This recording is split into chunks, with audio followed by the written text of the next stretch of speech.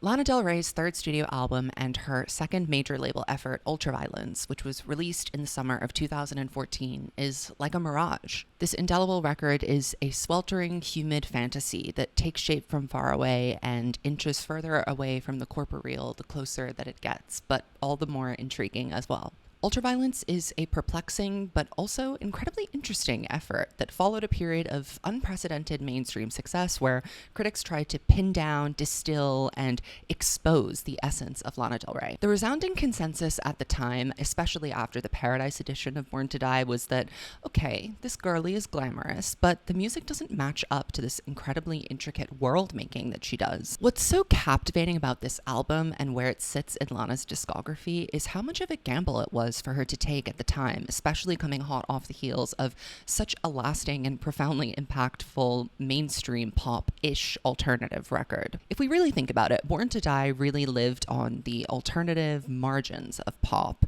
It was full of studio effects and synthesizers and vocal doubling. It sounded very constructed and manufactured, and it was, carefully, deliberately, and artistically, for a specific purpose. It would have been so easy following the Paradise edition of Born to Die for Lana to return to the poppier, more mainstream sounds that she explored on the standard edition of Born to Die.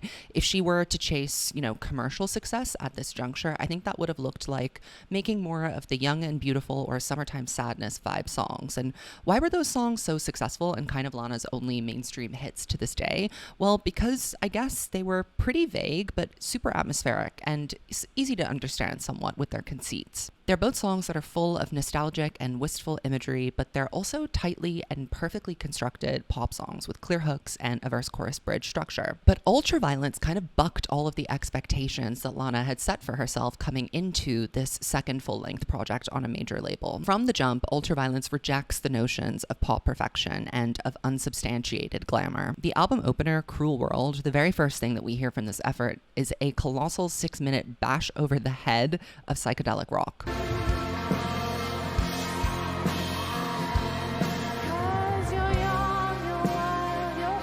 What's immediately clear about Ultraviolence, and thus Lana Del Rey's new persona at the beginning of this record, is that the listener has got to have some patience to get the full effect. Most of these songs clock in at well over 4 minutes. It is decidedly and stubbornly a record that is not made to be played on the radio. Gone are the affectations of modern pop music, the lo-fi beats that you hope may just turn into bangers that kept people kind of lingering between turning it on or turning it up with Lana Del Rey's music if they weren't already sold on her artistry and lyricism. Cruel World's psychedelic, warbling guitar opening takes the listener down a meandering path. The mirage is way out there, far off, not approaching anytime soon. This record is the soundtrack of that painful walk towards a perfect promised land that never quite materializes. And along the way, we have our tour guide, Lana Del Rey, kicking rocks on the road, stirring up dust clouds, lighting cigarettes, and shading her eyes from the hot sun beating down on her back, wearing a leather jacket because she can, because why not? Because this is an endless summer and the drought has only just started. Welcome back to my channel. If you've never been here before, my name is Zach and this is Swiftologist. I make thoughtful weekly videos about pop culture. I love pop culture. I love music. I love commenting on what pop culture means and taking an analytical and thoughtful lens to the things that animate my life, which are, a lot of the times music, books, TV, film, media in general, I would say. If you are interested in this kind of in-depth exploration, I suggest that you check out my podcast, The Evolution of a Snake, especially if you like Taylor Swift. We just launched our Patreon and that has been going so incredibly well, to much my surprise, but it has been a really cool and exciting opportunity to get closer to all of our listeners. So make sure to head on over and subscribe if you're interested. You get 2 episodes per month, plus all of the usual stuff and bonus content too. For whoever asked for more Gertrude content, here is Gertrude. She is being her beautiful, gorgeous, little old lady self. Do you have anything to say, Gertrude? Thought-provoking, as always. I can't have her on my lap during videos. She's distracting. She needs attention. Yes, you do. I love you. Okay, thank you. Thank you. I don't want too many kisses. Thanks. This is quite obviously the return of the lanaologist, my moonlighting, my freelance gig that I do on top of being the Swiftologist. I am a huge Lana Del Rey fan, and I feel like I've had a huge influx of Lana fans actually come to the channel after my last video on Born to Die, and I wanted to just kind of maybe make something clear off the bat. The Swifties know this, but I just want to, hammer it home for any fan of actually any artist that comes to my channel. I am a lover and a commentator of pop culture, but I'm also a critic, and there are things sometimes that I don't like or agree with, and that's okay. It doesn't mean that I hate the artist. It doesn't mean that I don't understand it. It is literally just me delivering my opinion.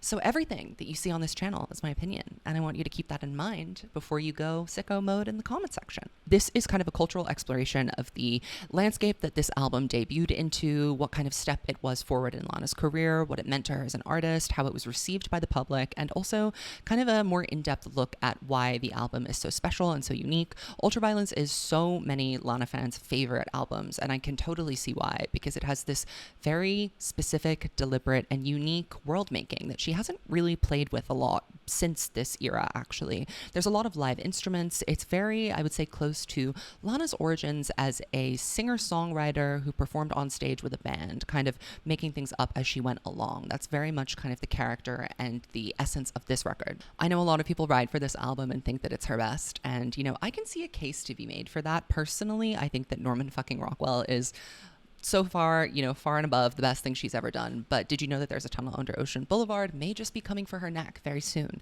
And I can't wait to make all my Tunnel Under Ocean Boulevard content. I'm going to do a reaction. I'll probably do a review. So make sure to stay tuned. If you like that, subscribe to this channel and keep up with what's going on. It's going to be a very exciting month.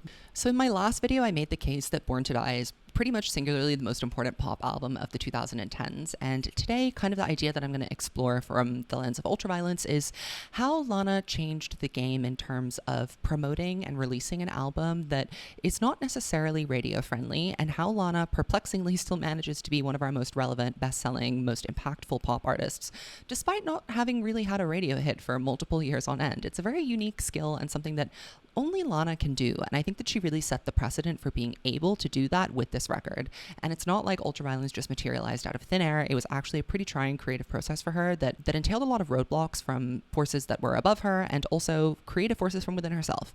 So let's just get into the creative process and the background of Ultraviolence. Ultraviolence really started taking shape as Lana was wrapping up a mammoth successful run of promo and touring for Born to Die. Lana had been touring Europe for roughly 3 years by this point, and it seemed throughout, and especially at the end, that she was tired. She was fragile. She was energetically sensitive. She was crying on stage, and she seemed thankful and joyful for the love, but also kind of overwhelmed by and scared of it.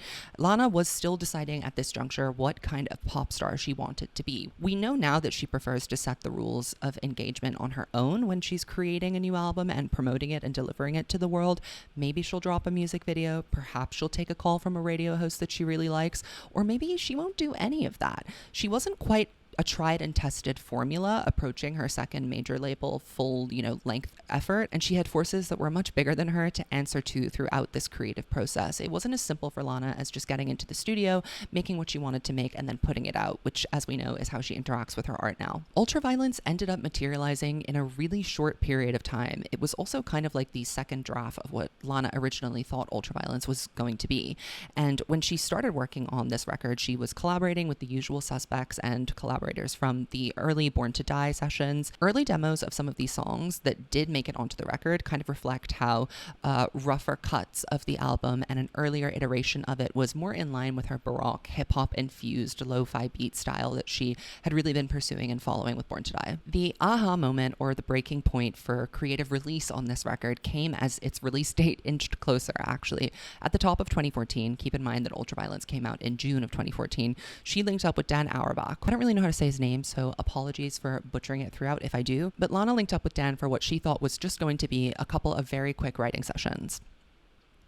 This turned into an intense weeks-long recording process where Lana wrote new stuff and reworked the early stuff that she had already worked on with him and with live session musicians. She sang live into a handheld mic while the players played, and this gave it a really natural, kind of organic, old-school studio session feel. You can even hear her, mic checking throughout songs like West Coast. This is an essential part of the gritty, confrontational, DIY-like sound that the record ended up harnessing and embodying. It was terrifying to her label. Once they heard a cut, they insisted that she meet with the Adele producer, and it's likely they were nervous that they would miss out on the opportunity to get a smash hit with Lana. I mean, if it wasn't already clear from Born to Die, that wasn't going to happen anytime soon.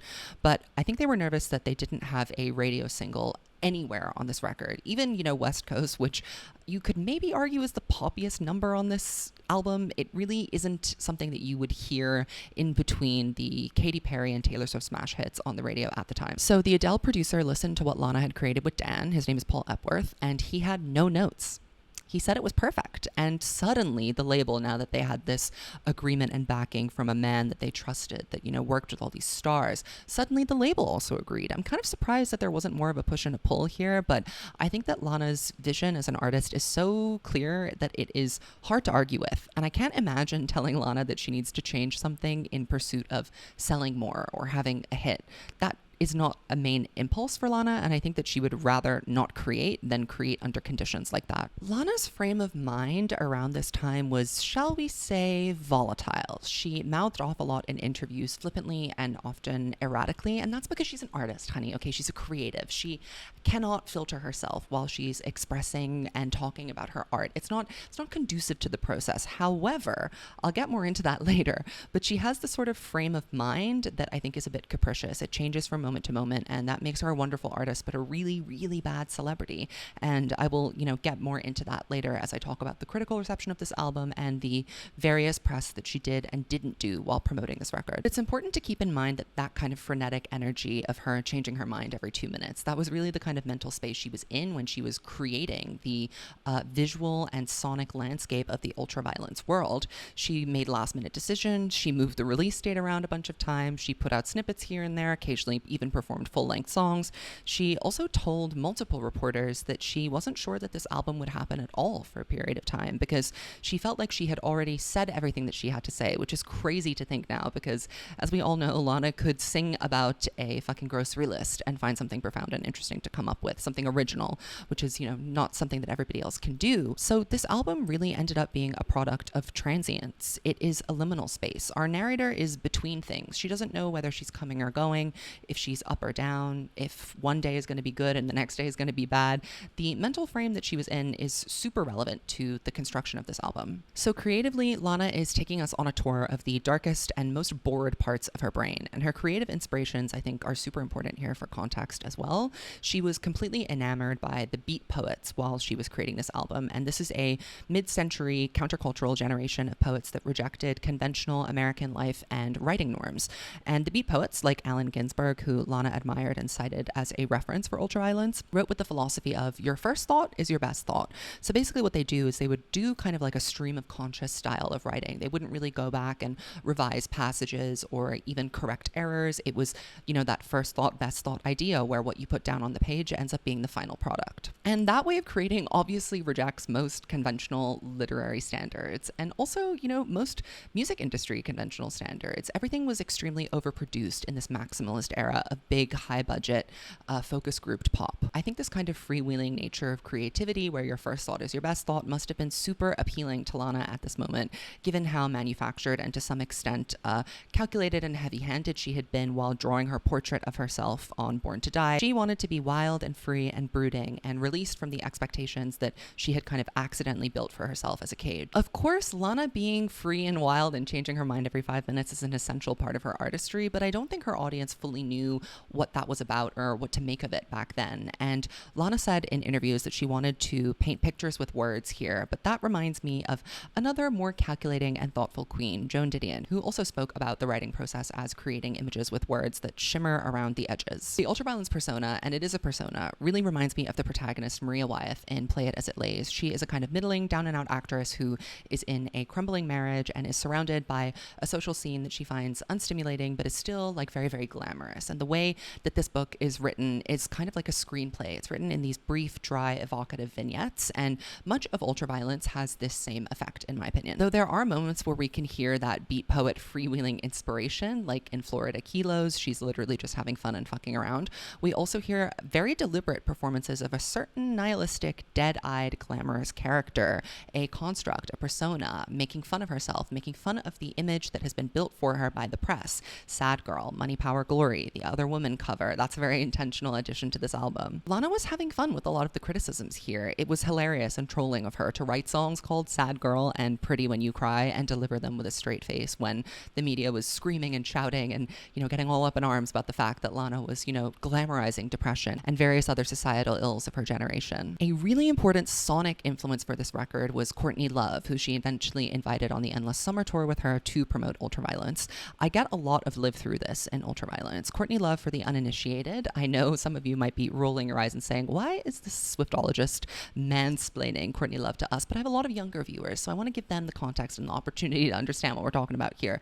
But Courtney Love, for the uninitiated, was Kurt Cobain of Nirvana fame's longtime partner, the mother of his child, and a grunge artist who was routinely and misogynistically blamed for his death. She has really grappled with being and feeling misunderstood and not being taken seriously as a pioneering artist in her own genre and of her own era. The album Live Through This, which came out, I think either right before he died or right after he died, is an aching account of trying to be a musician when people only want to see you as a woman or as a harlot or as a ball and chain, a mess, an unfit mother, a degenerate.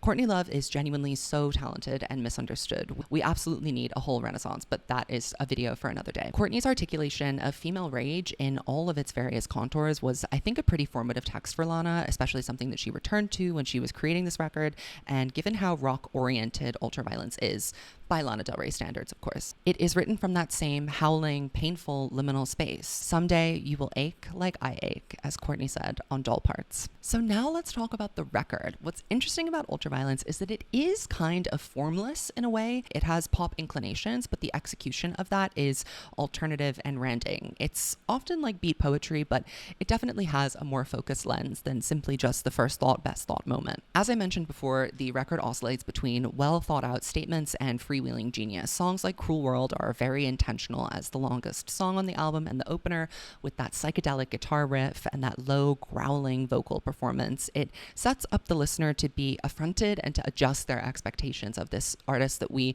are kind of re-meeting again for the first time or meeting another side of. Then you have songs like Pretty When You Cry, which if it sounds like she was making it up on the spot, it's because she was.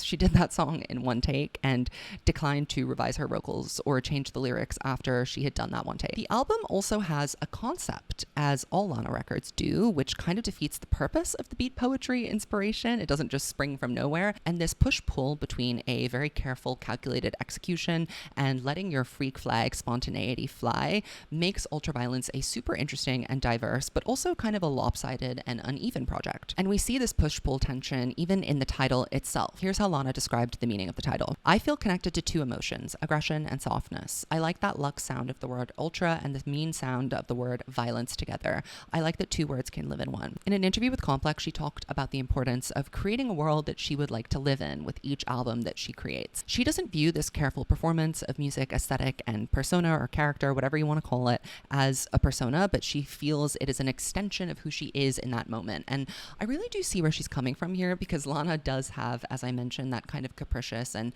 swiftly changing mind, mentality, and attitude, and I do really think that you can get her as two completely different human beings from one day to another. That's just the way her mind works. And I think that can come across as inauthentic because as pop stars, we expect them to, stand still and deliver us a consistent era, a consistent message, a predictable line that we're being fed over and over until they change the official line and switch it up. Like, for example, with Taylor Swift, Reputation, she was embattled, she was rising up from the dead, she does that all the time. She was dark, euphoric, she was angsty. Then suddenly with Lover, she's happy, and now she's in love, and we're putting all of the past behind us. But Lana is not an artist that can really execute or commit to a performance of a persona like that. She has to be a little bit more true to herself, and the trueness of herself is that it oscillates wildly.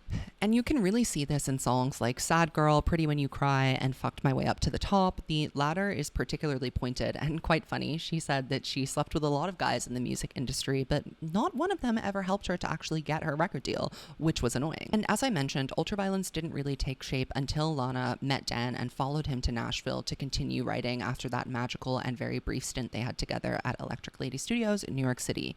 And Lana's quote about creating a concept with the album when she was promoting ultraviolence is interesting to mention here. If there isn't a concept, it's not worth writing a whole album. I don't like it if there's no story. And our sense of place is kind of fragmented on ultraviolence, sonically and lyrically.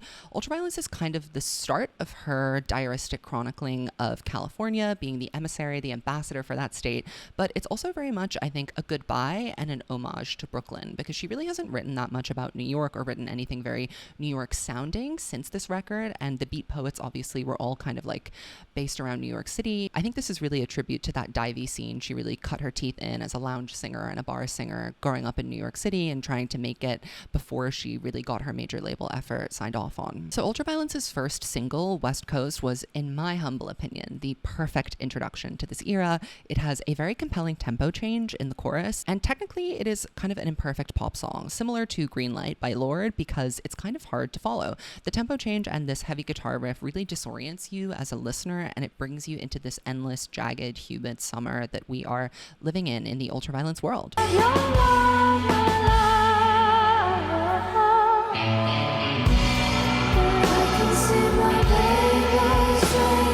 The video is stunning. It's atmospheric, it's simple, but still very glamorous. It is absolutely, as I would say, glamorous and maintained as Born to Die, but it is a little bit more restrained and a little bit more refined as well. There's more of a, I would say, classy element to this glamour. And the visuals for this were inspired by a doc about Chet Baker called Let's Get Lost, which was directed by Bruce Weber, a super famous New York City-based, also kind of California-based photographer who makes a lot of moving images and stills about hot men. Absolutely one of the subjects of Lana's attention on this record is the aloof and beautiful but mysterious and hard to reach hot guy. So lyrically and thematically, kind of going back to that idea of ultraviolent softness and aggression, it's kind of a scattered record. And in general, I would say our protagonist's perspective and her worldview and her attitude in relationships is that she's submissive. And Lana actually says that a lot in the interviews that she gave for the various promo sessions that she did for Ultraviolence. And I think that her saying that she was submissive was immediately read by the media as being degrading to women, but that does not always have to be the case. And I think at this moment, pop culture feminism was having a very dogmatic, kind of one-size-fits-all approach to every woman having to express herself and her support for other women in a very specific way. And I think there is also a difference between being submissive and being passive, because being passive is, I guess, kind of like relinquishing control, but submission is choosing to give up control. So you still have an element of agency there. And why should we shame people that want to be submissive? That is, their God-given right, if they should like to be that way. And plus, we can see throughout this record, if you really listened, if these haters and critics that were generating all of these stupid clickbait, rage bait outlines, if they had really kind of listened to the record, they would have seen that Lana's willingness to submit does not override her ability to wink at the listener or to understand her own worth. One of my favorite lyrics on this whole record is in Brooklyn Baby, which is kind of a joke song, tongue-in-cheek. It's hilarious. One of my favorite Lana songs of all time. She says, "My boyfriend's pretty cool, but he's not as cool as me." And that's so true. On this record, Lana oscillates between withering social commentary and an almost too good satire that really makes you wonder if she's being serious or not. And that's kind of the magic of Lana Del Rey, is that you can never really tell when she's being earnest or when she's having a laugh. And she gets to decide when, where, and how. Let's also discuss a little bit more of the lyrical content on Ultraviolence, which is the topic of much conversation. And I'll get into that a little bit later when we discuss the critical reception to this song. But there's actually quite a complicated dynamic being explained here on Ultraviolence, and by this I mean the song, the title track, not the album as a whole. Of course, the "he hit me and it felt like a kiss" line in the chorus got the most attention. She's actually quoting a Carole King song from the 60s. But nevertheless, Lana is singing about a topic, domestic violence, that is certainly unsavory for a pop star. We don't want our pop stars to be singing about, the bad, terrible things that happen to them unless they're palatable and easy for us to understand and wrapped up neatly in a bow with a hero's journey.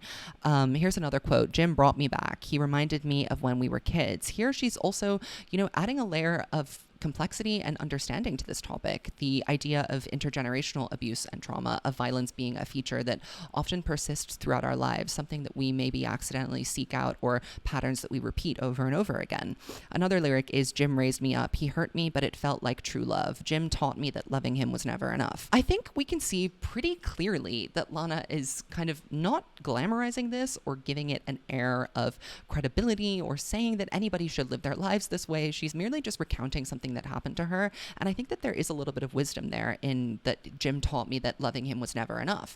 Obviously, I think the line and the message she's delivering there is that no matter how hard you love someone, it doesn't ever stop them from being abusive towards you, and that it's not your fault. Regardless, must our protagonists always be preaching and teaching to us when they're creating art? I don't think that the function of a celebrity is automatically just to be a role model because they are a public figure and they have a voice and they have a platform. And I know that that's a really unpopular opinion to have in this day and age of politics, where we expect every famous person to wield some sort of control or make some actual effectual change in this world, despite, having elected officials in office to do that for us. Lana's one and only job, and I will fight to the death for this, is to make art. Art that is true to her experience, that is authentic, that comes from a place that is genuine. And if this is her experience that she's writing about in Ultraviolence, then it deserves to be out there. And she can sail past the criticism. She is, as always, focused on love, heartache, desire, and distance on Ultraviolence. And Shades of Cool is a beautiful, waltzy number that reacquainted us with Lana's soprano operatic vocals. And the vocal delivery on this song particularly, but also in this album in general, is really a step up. She's using that kind of more classical training and inclination that she has. Shades of Cool, her lover is withholding, damaged and impenetrable, but no matter how much he withholds, he is still magnetic to our damsel.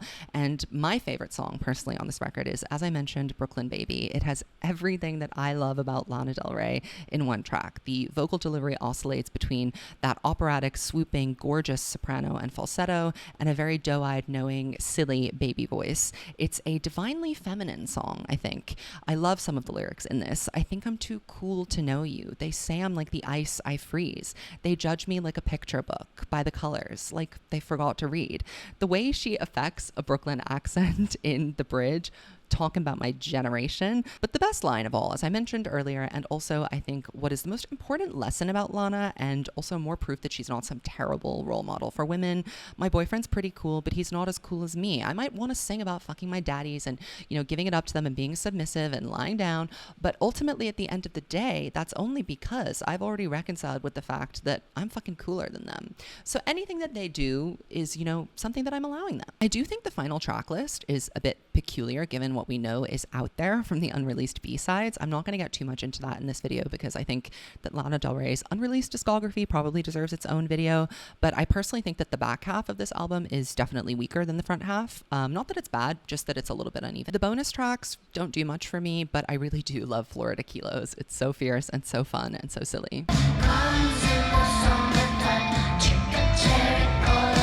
Overall, musically, this was a real showcase of Lana's diverse skill and her agility as an artist, her ability to transcend genre and use her voice in interesting and different ways, and the unique and distinct ear that she has, because it's not all about her singing and her lyricism, right? It's about the arrangements and the production. And I think that Lana has impeccable, wonderful taste and incredible, really interesting references that give her a sonic palette that is truly unlike any other contemporary pop artist. Also, the fact that this was basically written on a whim in 3 weeks or so and contains such stunning and thoughtful work is truly a feat and a testament to Lana's talent. She really had to start the process of dismantling the Born to Die legacy with Ultraviolence, and she's been slowly doing this, I would say, taking a brick out of that wall ever since this record came out, and that wasn't the truest representation of her art. And by that I mean Born to Die wasn't the truest representation of her art, but it was the best way for Lana to set herself up in the public imagination as a glamorous pop figure, and also to give her a lot of kind of like wide exposure so that she would be able to eventually, demand the kind of creative freedom that she would need to make her best and most important work, as she's gone on to do over the years. And I'm pretty sure that after Ultraviolence, Jimmy Iovine and Interscope have left Lana alone and not insisted that she go to the Adele producer before clearing any new releases from her. And despite no strong single performance, Ultraviolence was still a #1 album. It shifted a lot of vinyl, and I think this was really kind of at the top of the millennial Gen Z vinyl resurgence, which Lana Del Rey had a lot to do with. And it was generally a very successful album, despite Lana putting almost no effort into promoting it.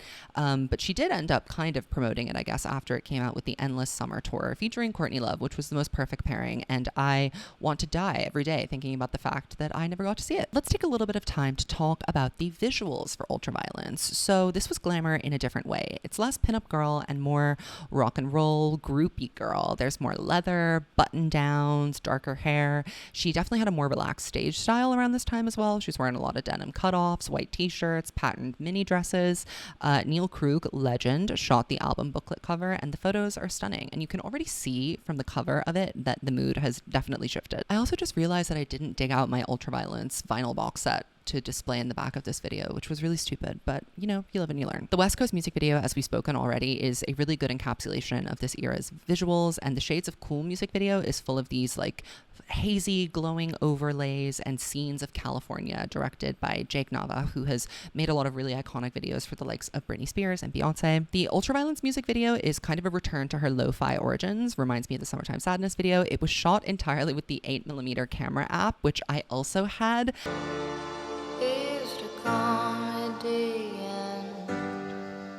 Lana's Ultraviolence video really changed a lot of 15 and 16-year-olds me lives by the time that we, had our iPhones and realized that we too could make cool, grainy, light leak footage. I absolutely shot some of my own music videos, shall we say, with the 8mm app, and if it's still around, you should get it. It's actually pretty cool. But Lana shot an entire music video on this, which I think is very indicative and knowing of, the future artist that she would become, very adept with pix art, shall we say, and other DIY attempts at making art for her own work. Something else that really speaks to the kind of capriciousness of Lana's frame of mind while she was creating and promoting this album was the fact that the Ultraviolence music video that I was just talking about that was shot on the 8mm iPhone app was not supposed to be that way. There was an entire first kind of cut of that was, I guess, scrapped because Lana didn't like the way it was looking, but footage for the Freak music video from the honeymoon era was apparently intended for the original cut of the Ultraviolence music video. So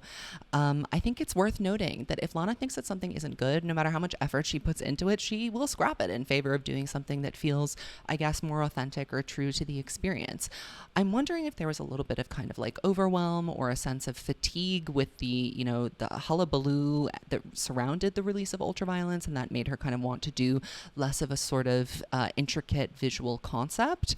I think that she was kind of trying to maybe go with the cult leader kind of thing. I know she had Father John Misty come in and shoot a couple of scenes, and he definitely said that was the direction they were going for. And there are some outtakes of her on set of that video holding like a director's card that says Ultraviolence. It's a mystery, but I think it really just goes to show that as an artist, Lana is unyielding in her sense of, I need to do what feels right in the moment. Something that was really remarked upon by critics as they were reviewing this record was that it was an extremely low-key kind of release, and that marked a big shift in Lana's relation to promotion. No television appearances, no performances, no filmed interviews, no award show performances, just a few festivals and a couple of print interviews with publications that Lana liked at the time, which would soon be phased out as well, and with good reason. Now we can talk about the critical and media response to Ultraviolence. There are, of course, different sections of the press, right? So there's your content farm ants who just mine for sensational headlines, and the music critics are kind of separate to that. They tend to be, bad in their own ways, though prone to snobbishness, tend to be misogynistic old white men, though that has changed over the time. We're talking about in 2014, especially at the legacy publications. And then we have the fans who really, in this day and age are the true arbiters of whether a project will be successful or not. But the consensus from the critics seemed to be in general like, wow, finally a real musician has emerged from these very promising embers that we experienced in Born to Die. There was a resounding sentiment that the first half, like I mentioned earlier, is stronger than the back half of Ultraviolence, which I concur with actually, Pitchfork scored this a 7.1, which was a huge improvement from their disrespectful and readjusted years later scoring of Born to Die. I think maybe it was like a 5.8. But for once, Pitchfork actually came out the gate with a really prescient comment, and it was so good that I wrote it out and I want to share it with you. This is how Pitchfork characterized Lana Del Rey as a protagonist in their review of Ultraviolence. I find myself chuckling, sometimes out loud, which might seem odd on an album about sadness, but that says something about how strange Del Rey's music can be and the internal coherence of the world that she creates. These songs don't ask you to respond in any particular way. They evoke heartbreak one moment and they're ridiculous the next. And those qualities don't cancel each other out. It's entertainment, it's camp, and the ambiguity of it all, nurtured by the cool distance of Lana Del Rey's image, is a huge part of this music's appeal. Those who really hate what she's about, and there are a lot of those people, look for something in the music that she has no interest in providing. To enjoy what she has to do, you have to give yourself over to her media-saturated fantasy and put the everyday on hold. And you also have to lay aside pop radio's typically sunny affirmations. And this is so true. And I think what was so appealing to so many of us who were fatigued by the, relentlessly sunny affirmations of pop music at the time is that Lana really allows you to kind of, as I mentioned in my last video, Lana is like a cultural refugee. She has a bunch of different reference points that seem kind of incoherent, but constructed together in her world by the very careful and augmented eye of her hand. She is truly, a visionary, and she transports you and takes you somewhere as a listener and as a fan. And it is a really immersive experience to listen to a Lana Del Rey record. And I'm probably just going on my lanaologist shtick now, but I think that that is a really beautiful way to sum up the appeal of Lana, and also the reason why she has so many detractors. I think that some people just truly don't get it. It is Lana is one of those artists that's really a situation of if you get it, you get it, and if you don't, you don't. And I actually totally understand why some people don't like Lana Del Rey, not from a persona perspective, but just from a music perspective. She is one of those artists that demands that you pay attention and that you have a little bit of patience, and that you sit with the work, you interrogate it, you let it live with you, you let it make you uncomfortable, you let it make you sometimes feel a bit bored or a little bit sleepy. It's challenging, and we're not used to, in the age of, algorithmic intervention with TikTok changing the way we discover music and really only allowing us to have like snippets here and there, no sort of context of a fuller project when songs go viral, etc. Lana's music really is kind of an antidote or a balm to that kind of depersonalization of music, and I think that that is described pretty well in the Pitchfork review. Another review that I really loved of Ultraviolence was NPR's, and they said, "What I adore about Del Rey is that she captures the paradox of attempting to seek liberation through ultimately enslaving obsession. She loves her men as a junkie needs a fix, as supplicant needs a miracle. Although she looks to them for salvation, she's met with sickness because she romanticizes destructive forces that thankfully cannot last. Love like lightning, sex like tornadoes, pillow talk like thunder. It takes a certain kind of genius to be that foolhardy." And it's true. Lana is a little bit ridiculous. Like, it's all a little bit too much, but it's also something that you can never really have enough of if you're tuned into the same frequency and wave that Lana is, which I feel like I am. So one of the side effects of Lana Del Rey's extravagance, performance art, character building, world making in Born to Die as an introduction to her persona for the public was a lingering sense of entitlement from the press to her real story and a hunger to expose her as a fake and a fraud and a vapid airhead. But since Lana came out with Ultraviolence with a interesting, genuinely interesting, and a blatantly not radio friendly or pop trend chasing alternative record, the hounds had to switch track. They had to find another reason to go after her. No longer could they say she wasn't an authentic musician or that some sort of producer had grown her in a lab. She had proven herself to do something entirely different from what she had set out to do, and definitely couldn't be misconstrued as any sort of attempt to be the world's biggest pop star. So what did they do? Keep in mind, this was the heyday of the blog era, and it kind of worked on Facebook the way that TikTok works now. The more sensational the headline, the blog article, the better. The more traffic it drove, the more interest it had, the more engagement it fueled. This was before we were really aware of how algorithms ranked content and decided what to show you. We know now that outrage fuels engagement, but back then we weren't so sure. Lana Del Rey was probably a really good way for music publications to figure out that outrage entails clicks, because they were really churning out headlines like beat poetry, as Lana would say. So the Ultraviolence lyric really yielded her an immense pushback, specifically the line, "He hit me and it felt like a kiss." And I think I debunked this claim earlier, but Lana's only job is to make art that feels real and true to her. and everyone else can raise their own fucking kids because it's not her problem. And if you don't want them listening, then don't let them buy the music, period. What's really sad about the ways in which people jumped through hoops to avoid addressing Lana's artistry and instead harping on her perceived inauthenticity is how distrustful it made her of the media, which is a net loss for us because we get to hear less from her about her art. In an interview with Complex, she said, "I don't feel like things have gone well." She's talking about after Born to Die. The interviewer is asking her if she feels that she's, had a lot of success with these big platinum and gold songs. Throughout the interview, she's been kind of like downcast and very candid about the fact that she's not in a good place. She says, "This is not the way I would have chosen for things to go. I didn't find that community I was looking for, like the way that Bob Dylan found his friends or the respect of being a writer, because that gold and platinum record stuff doesn't mean much if you're walking down the street and you can hear people saying things about you. That doesn't even out." So the public was really kind of like led astray, I think, about who Lana Del Rey was by this incessant misalignment and deliberate, willful misrepresentation of Lana's purpose and art. And it's honestly so fucking annoying. I mean, thankfully, she's found her circle and her people and her like crew of inspiring creatives that lift her up and make her feel excited to create and not so isolated, because that was really something that came through in the ultraviolence era, was that Lana did seem very isolated, disconnected. And I think that was also because she was coming off of a tour cycle. But another kind of element to this is that I think, if Lana was a man writing the music that she was writing and, having these kind of like moods and these character building, these world makings, Lana kind of is a little bit in that first part of her career was very kind of David Bowie-esque. And I think that, if she was a man, she probably would have been lauded and called a genius and called a brooding, interesting, dark artist instead of being a fake, vapid, materialistic bitch. But unfortunately, we didn't come around. But thankfully, now Lana is really starting to get her flowers and her due as being a visionary artist of her generation. Taylor Swift definitely spearheaded this Lana renaissance, I would say. Her Women in Music, I think, Billboard speech, where she, very pointedly in a room full of other musicians and industry professionals said that Lana Del Rey was period the most influential musician of the 2010s. So true, from one queen to another. So I'm glad that she's getting her credit as a visionary, and I also love how self-assured Lana has always been about her music. She may feel like she doesn't like dealing with the response or the idea of being a celebrity, but it has never really occurred to her that what she does as an artist is not good or valuable or needed in this world. Here's a quote also from that Complex interview: "The music is always going to be great and the reaction's always going to be fucked up." And I think that puts Lana on the front foot every single time she interacts with the press.